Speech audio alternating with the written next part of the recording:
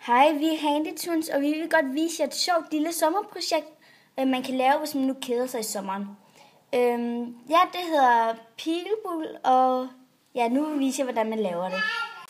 Okay, materialerne vi skal bruge til dette projekt er Et søm, et sugerør, en rulle tape, en saks, og eventuelt et markør.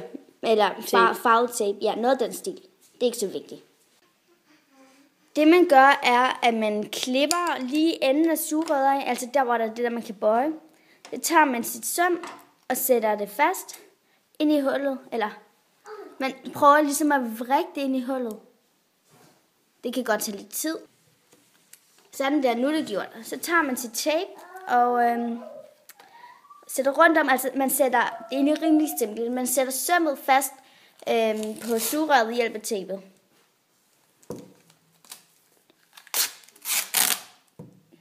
Og så gælder det bare om at lave et par stykker, som har et godt spil. Det kan man selv vurdere, hvad man har lyst til. Så tager man det farvede tape, og det er egentlig bare til at markere, hvems pil det er.